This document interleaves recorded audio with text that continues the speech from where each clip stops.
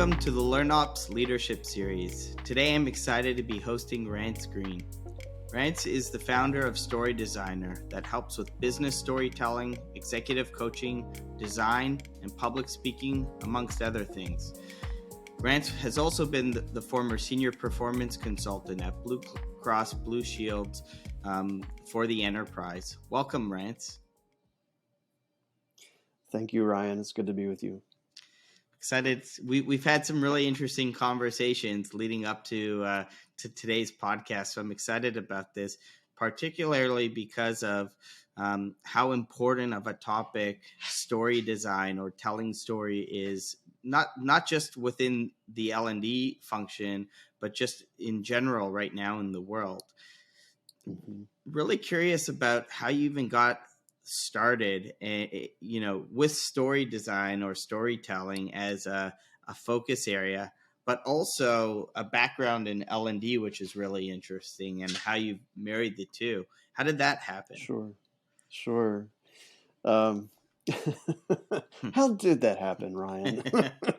I am not quite sure, but it was quite circuitous. I have a degree in acting, and when I went to get my master's, I got a master's in choreography. So I have a lot of background in performing arts, in directing, choreographing, essentially being able to communicate to an audience on a stage and tell a story, whether that's through actors or through dancers or through the lighting, the costumes. Every element was important to giving focus to the story.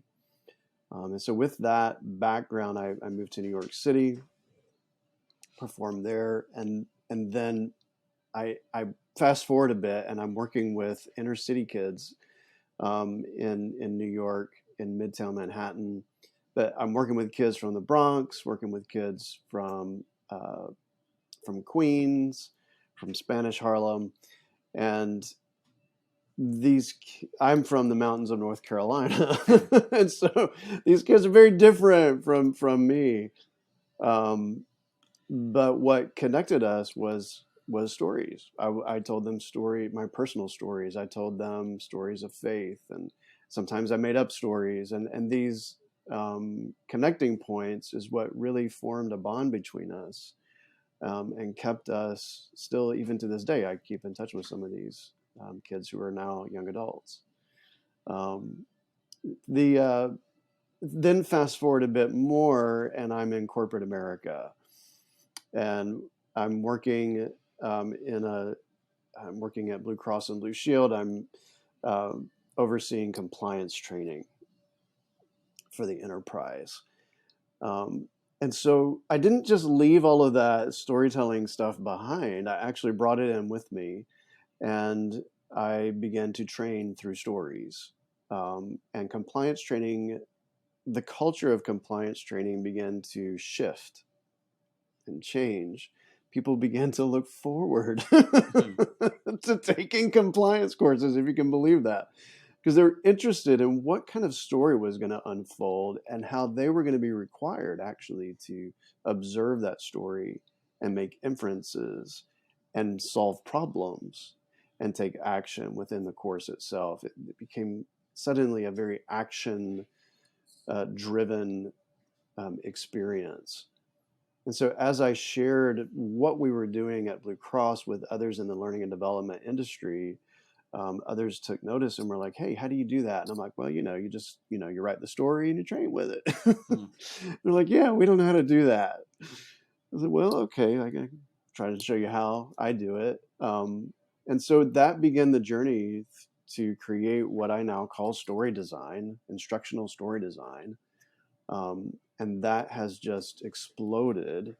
I wrote the book, Instructional Story Design, and I frequently talk and write about it to other learning professionals.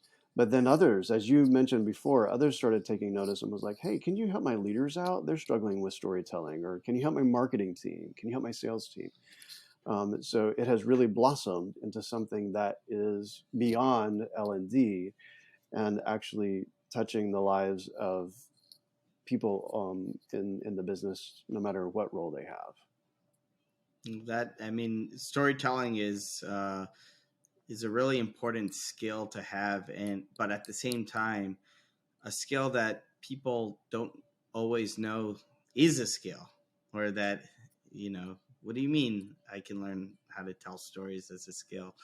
But being an entrepreneur, it's important to build the business, to express vision and relay vision to your team, to talk to stakeholders, shareholders, or investors, to win. Um, you, Yeah. one of my other favorite books is Tell to Win. I don't know if you've read that. Tell to Win. I have not read that one yet. Oh, okay. There we go. Thank you. So I bring it up because I've mentioned it on the podcast, and I'll definitely be mentioning your book as well in future podcasts anytime the topic storytelling comes up. So really excited to kind of jump in on how storytelling can work within L&D teams. A lot of people are talking about the necessity to tell stories or to brush up presentation skills with business case development for more budget, or to win in conversations, or show, in a visual way or an impactful way on what their work is having on the corporation, or when their teams are stretched, how to unblock that, right? And I feel that storytelling is so important to an L&D function to be able to do all of that. Right. Yeah, you're totally right. When we, I have a cohort that I have every year, and I invite L&D leaders who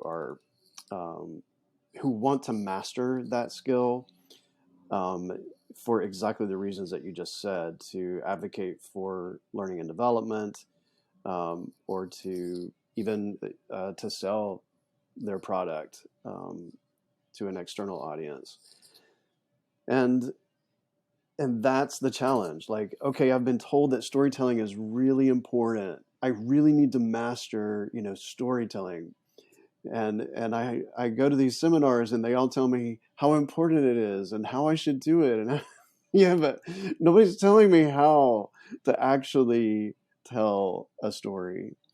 And so those who are coming to the cohort, the key to being able to represent and advocate for learning and development is to know who you're talking to, and to be able to clearly and concisely identify some very key aspects about who that audience is. Who are you speaking to? Are you speaking to senior leaders? Are you speaking to your director, your VP? And do you know them? How well do you know them? Do you know what they're feeling right now? Do you know what is bringing them anxiety right now? And if you're able to articulate several different points about who that person is, then you're able to design a story that will reach that person right where they are. And so we need, as a function, as an organization, as an L&D function within organizations, to be able to articulate that story and articulate it well. So I think you're spot on. Like, we have to do that. That is part of the equation when it comes to elevating L&D to that trusted business advisor level. Well, and right now the world's a little bit funny. There's talks of we're in a recession. There's talks of there's a recession coming. It's going to get bad by this time. In some cases, it was already supposed to be really bad. And one thing that we're seeing is that the demand on L&D is greater than ever. Businesses are reinventing themselves, and it's up to the learning and development functions to upskill, reskill, partner with the C-suite to, implement learning solutions to help with corporate objectives, but then also to partner with all these business partners and customers to unlock performance for their teams as well. So, Mm-hmm. Knowing how stretched the L&D function can be with customers that you're consulting with or helping with, um, where are you seeing the skill of storytelling really falling in? Like, what are some strong or memorable use cases that you've been a part of in helping L&D teams learn this? Yeah, yeah, that's great. Yeah, and you're totally right that stress of added responsibility, often with no additional resources, is real. Um, I'm seeing a trend lately of L&D teams kind of dividing up their teams into, the way they describe it is ADDIE. They'll say, okay, we've got a group that focuses on, that stakeholder conversation at the beginning, and doing the analysis on the front end. And that's good, and they're collecting good information. But I would say where a lot of learning functions are missing it is where they're not collecting data that's good for story. They're not collecting information about the person themselves. And I really loved a podcast that I saw of from Cognota. It was two gentlemen. One of them was named Jamie. It was recently, and they talked a lot about developing relationship with stakeholders, taking them out to lunch. What is their personality? What what is on their mind? What is really eating at them right now? And I loved that because it's humanizing the process. That is what storytelling can do for the whole process of learning and development. Is it can bring a humanizing factor to it that not only endears L&D to the hearts of their stakeholders, but also to their learners, reaching their learners. So I'm seeing a lot of folks divvy up the responsibilities into, analyze. And so some work there needs to be happening. I've been working with a group to help them really define who their stakeholder is and how they're going to uh, fulfill their own story for this stakeholder, meeting them where they are, humanizing that relationship, so that it's not so just, we need training, okay, here you go, here's the course, but that we're actually meeting a business need. Mm-hmm. So I would say that front end analysis it sets the tone for the rest of the process. And then they have designers and developers. They have people who are on the LMS. They have people who are dedicated. If they're lucky, they have somebody that's doing evaluation. But that's always like no, we don't really need the evaluation piece. But we have to have the evaluation piece as well, because that is where we tell our story to senior leaders, to stakeholders, and say, this is what you came to us with. This is the story of what was actually happening in the business. Let me show you how we've changed that story. Mm-hmm. Yeah, and I think it's a good point on how important the analysis part is, because it's really a consultation between that learning person responsible for the consultation and really understanding what problem needs to be solved. Yes. And I think that if L&D teams structure that process with storytelling skills in mind, you can really capture the right information to set the foundation on how do you tell the story. For example, okay, Yeah. What problem does this solve? What's the group of people that it's going to solve it for? But also, what problem is this solving for that aligns to corporate objectives, or that Yes. aligns to Q1 goals for XYZ business leader? And Yes. and then working backwards to, at each step in the life cycle, with those touch points, whether it's, okay, we've consulted, we know what we're going to solution, let's collaborate, design the solution, or assemble the solution, talking to the business partners or the stakeholders involved in the process, like, okay, so again, we're setting out to solve this problem. What parts or what areas of evidence can we capture in the business as we start to implement this to show that it's being effective, so that when you do go back to that feedback loop of evaluation to see, did it really work, you've already set the foundation. This is the problem. This is who cares about it. This is the solution. These are the outcomes that we need to get to. And here are some ideas on how to capture evidence. So naturally, the next part of that is, how do we package it up and tell a story, right?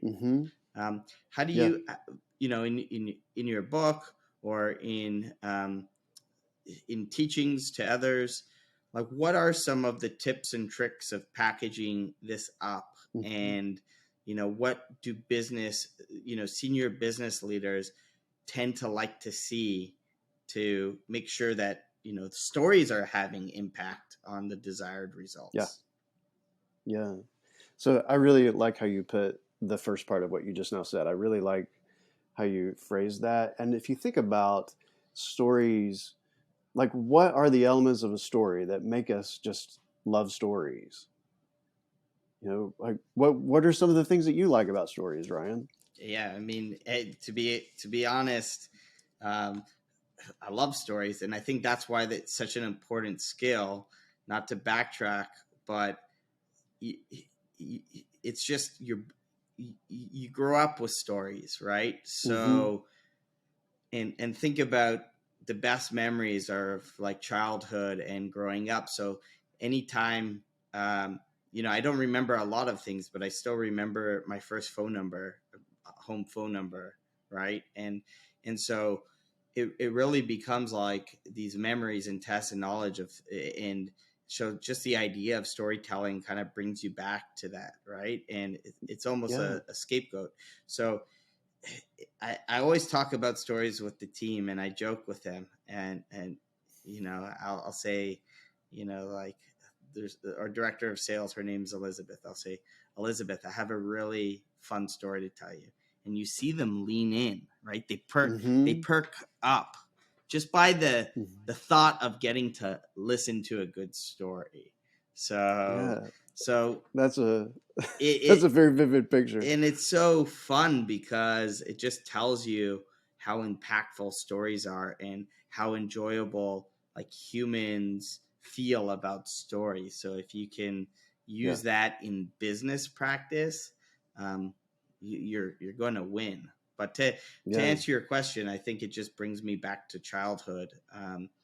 Just the thought of a story, or, for that quick few minutes in your day, it's an escape, where kind of stress, anxiety goes away, and you get to focus on, a story for a few minutes.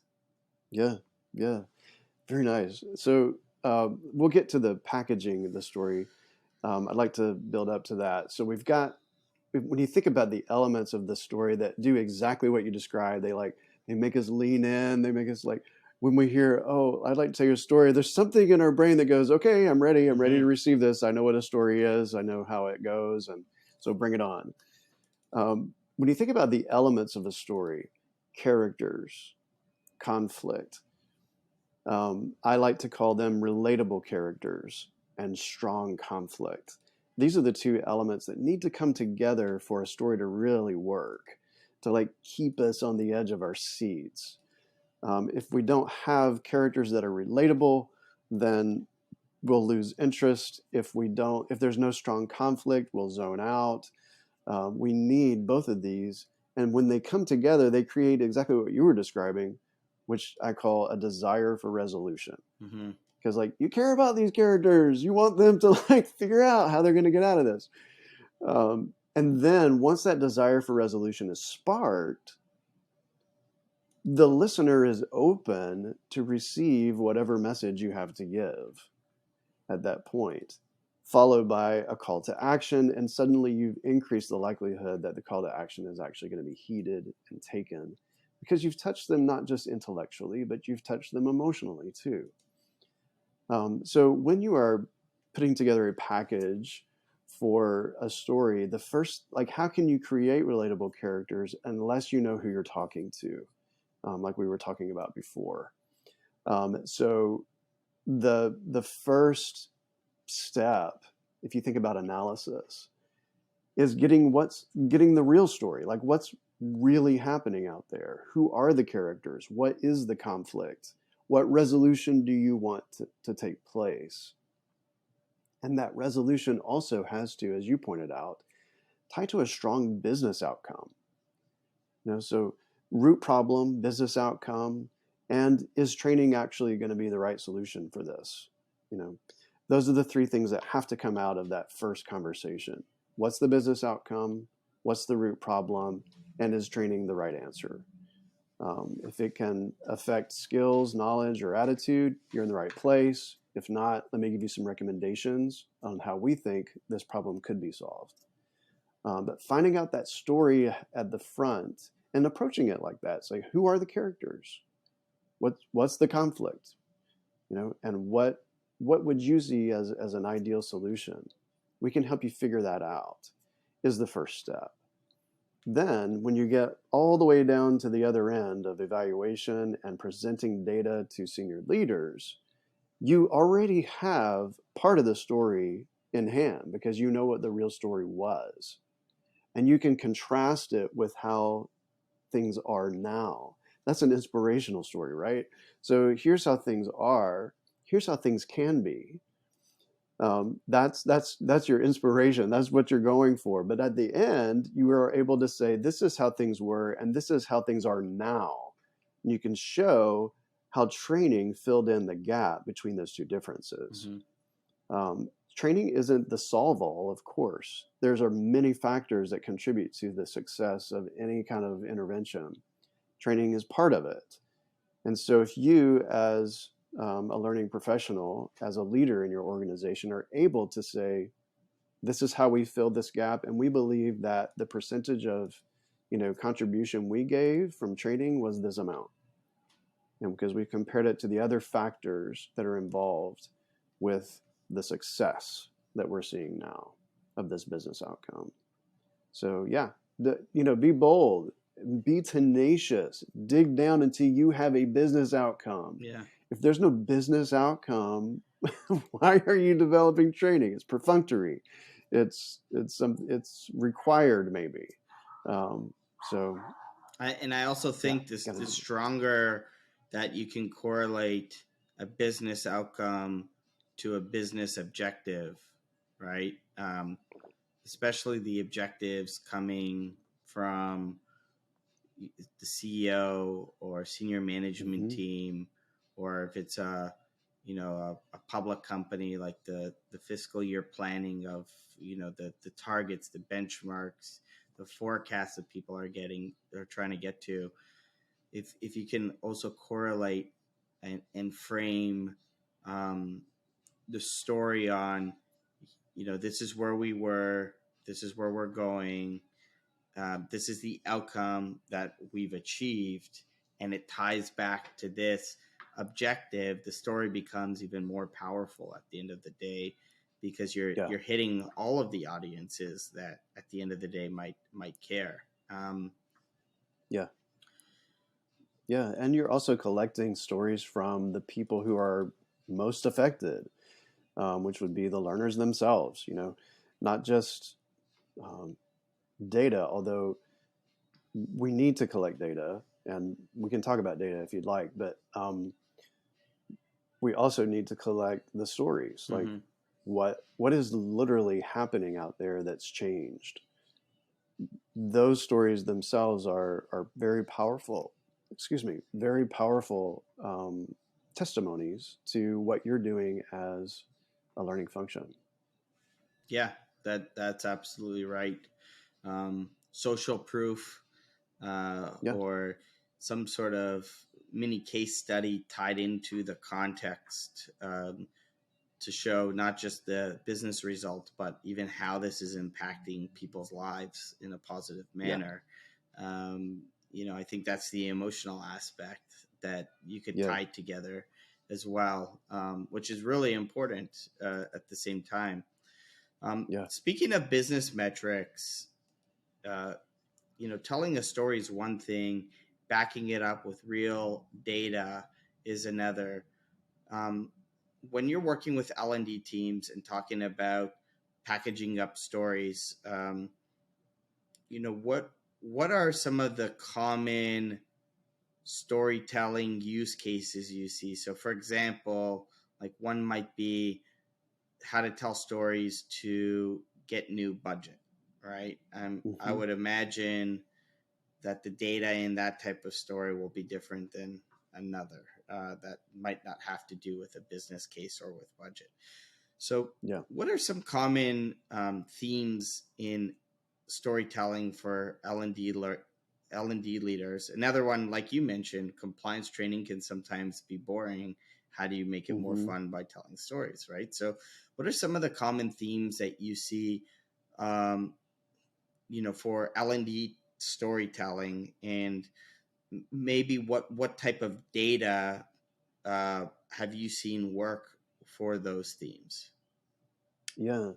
So let me kind of build up to that. So we've got a lot of teams that are kind of like dividing their teams up, like I mentioned at the beginning, into these different functions, and there's lots of handoffs happening.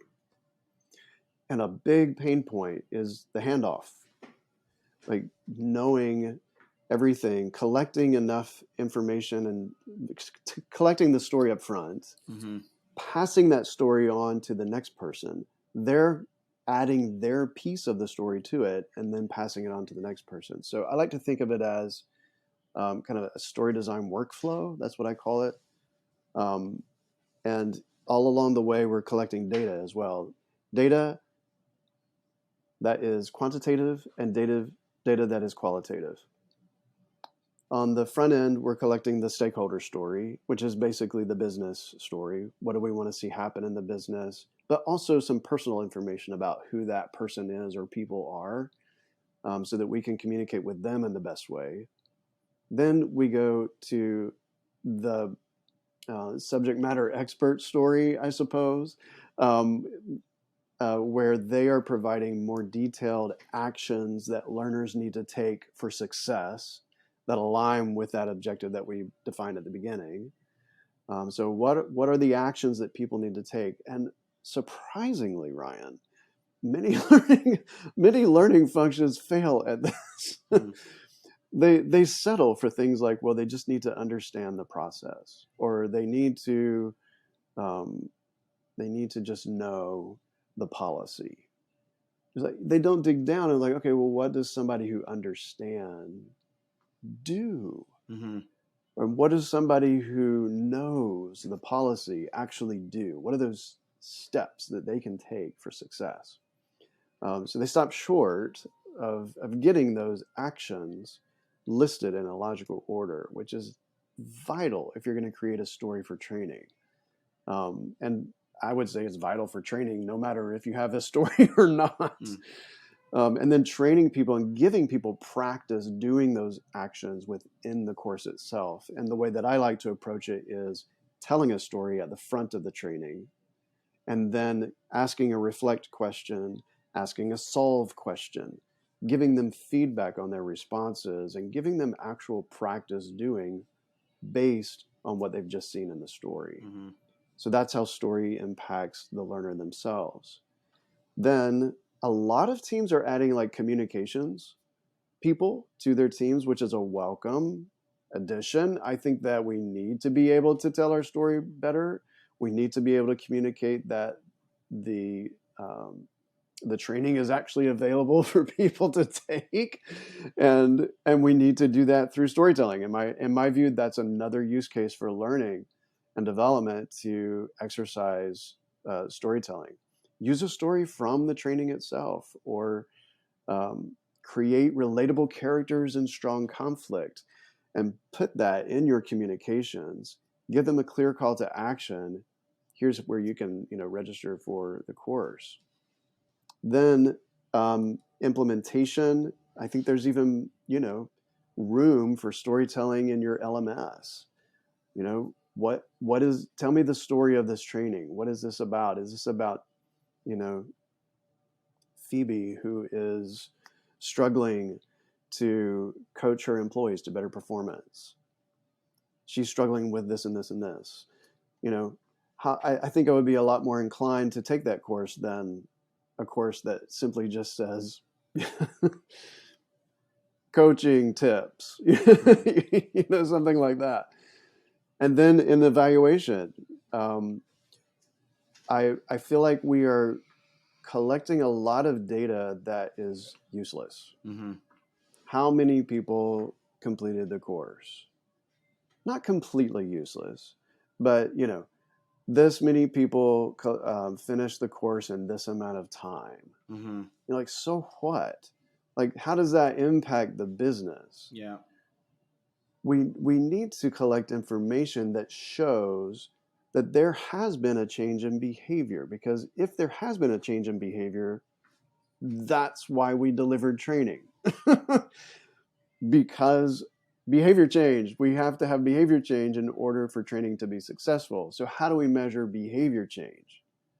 And that can be done through surveys, it can be done through observation, it can be done through focus groups, manager reports, and things like that. But a lot of L&D departments either don't know how to or don't want to spend the time investing in the evaluation. And so there really is no story to tell. Yeah. It's just facts. We're coming to the table with a lot of facts, and facts don't cut it. I mean, we can't make decisions based on facts only. We have to have some sort of emotional input to really make a good decision, or a decision that's in the best interest of the company. It can't be solely done on facts. There's tons of science that proves without emotion, we're intelligent beings, but we're very well-rounded beings, and we need to have both the intellectual and the emotional input. Yeah. And so that's where the evaluation people on the team can really shine, is they can take that data, they can show, hey, there is a change in behavior here. What's the story behind that? Well, here's an example from one of our learners that illustrates what's been happening on a large scale, and bringing that to the table. Okay, now I know that Carl was performing in this way. Now he's performing in that way. Oh, and a whole lot of other people are doing that too. Mm-hmm. That must mean that we are getting closer to our business goal. That I hope that helps. it does for sure, sense. and it reminds me of a story actually. But I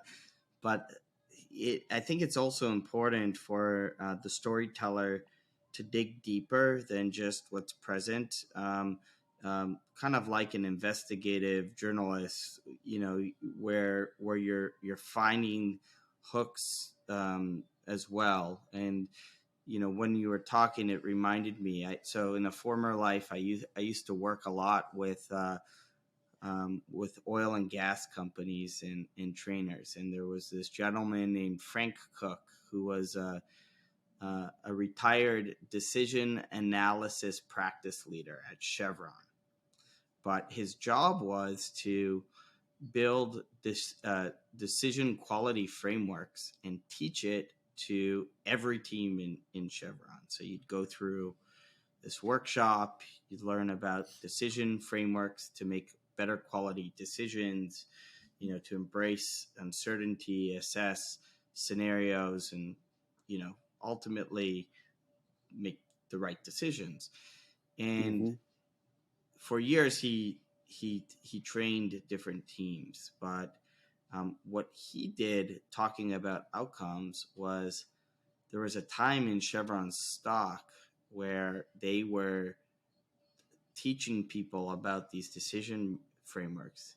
And his claim to fame is he tied back the increase of the stock in the stock market, and correlated that to the timing of the training. and says that, this was such an impactful training to the organization that it increased our stock price, right? So now, I don't know if that's true or not true. It'd be hard to prove otherwise.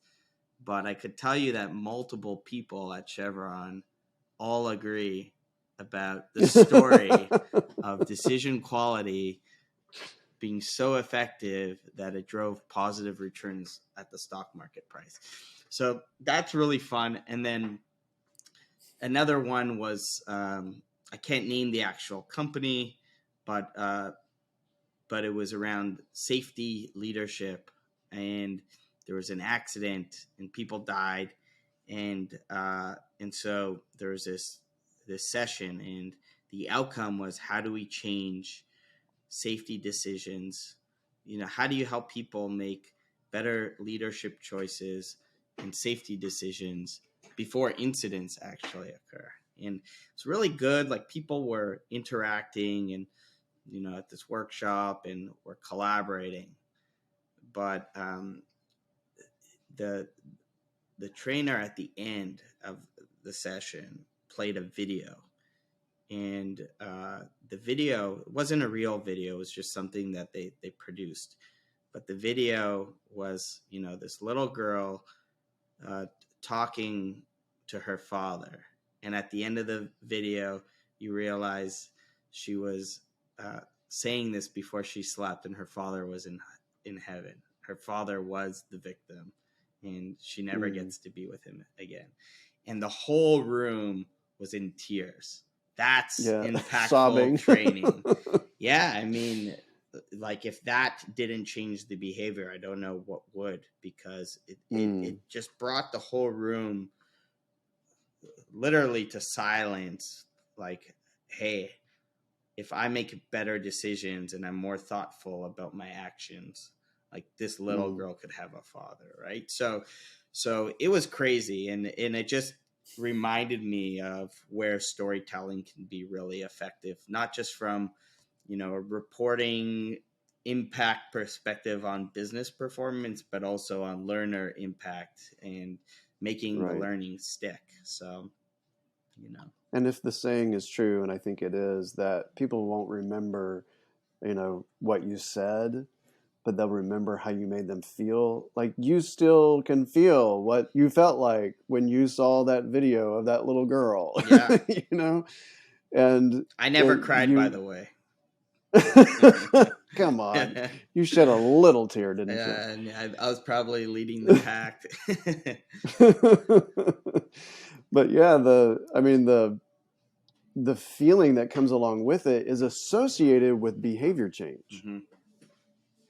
And so when you can do that, not only within the training itself, which is very, very powerful, giving people an emotional experience that is, and I have a testimony about that one, where we were actually doing compliance training. We were doing compliance training for an area of the company that asked us to come in because they were just having a lot of compliance issues, and we were getting a lot of calls from that particular area of the company. And they were like, they basically wanted us to come in and like slap everybody's hand, and we were like, no, we're not going to do that. But we will come and we will tell a story. And we did. We told this story about a coffee shop, and there were 4 employees in the coffee shop. And it was kind of a parallel, a metaphor, if you will, to what was happening in the office. But it was, outside of the office. So it wasn't so, direct in your face. You're doing this and you're bad. No, it gave them some objectivity. And we just assigned everybody at a table a certain character to watch. And then afterward, we asked them some questions and asked them to respond as if they were that character. Things like, is there a problem at the coffee shop? Is there, what do you think your character would do to fix this problem? And their suggestions were actually, they were kind of giving themselves advice, right? Mm-hmm. Because they are the ones uncovering these things. It made it so much easier to deliver the training. And about 9 months later, we hear from the management team and they said, thank you so much for coming. Thank you for doing this. We've seen a big difference. And whenever we see ourselves going, like doing bad habits again, going into the old ways, we just remind each other. We tell each other, remember the coffee shop. Mm-hmm. Because the story contained everything needed for behavior change. And the same is true if you're in, a meeting with business partners, senior leaders, where you are presenting data. If you can tell a story that will stir them emotionally, I'm not talking about, having everybody cry, Mm-hmm. but, that will connect with them, in a human to human way. They're going to remember the way you made them feel, that you respected them, that you kind of knew where they were coming from. When I do a workshop or I do a keynote or I'm consulting, when I hear people say, Rance really gets us, he understands us, like that's the highest compliment I could ever receive, because that means that I took the time to get to know who they were, what their business was, and how to speak to them in a way that really connected with them. So we have to be that department in the company that gets people, that understands people, that knows where they are coming from, and is able to articulate, in a way, our message to them in a way that they're like, wow, they really understand us. They really are making a difference in this company. We don't need to speak the language of sales. We don't need to speak the language of marketing. Like we're in the business of people. We need to speak the language of people. And I would argue that the language of people is stories. Mm-hmm. We speak in that language all the time. So we need to be really good masters of speaking that language. If we're going to, if our part of the business is really going to flourish, we have to be really good at getting to know people and being able to speak to them human to human. And just for the audience who's listening to this, where can people find more information about story design, storytelling? For learning and development professionals, I think the best place to go is schoolofstorydesign.com. Schoolofstorydesign.com. It's a resource for learning and development professionals to attend workshops, free resources. If you're a leader, come to the L&D Partnership Forum. It's free. Come to a cohort. There's a whole section there for leaders. And if you want to develop your team, send them to a design and development workshop, where all of our workshops are centered around story design. So whether it's designing and deliver virtual training, or you want to maximize the use of a tool like Beyond to do animated video, or you want to just get the basics of instructional story design under your belt, there's a lot of workshops out there coming up in 2023. So we'd welcome you to visit our site. Love it. Well, thanks, Rance, for your time and teaching us how to tell stories and how to align that to learning and development as well. This has been a lot of fun, and really thankful for your time today. I'm thankful for you too, Ryan, for really putting a focus on L&D operations. And I'm excited to see where Cognito goes from here. Thank you.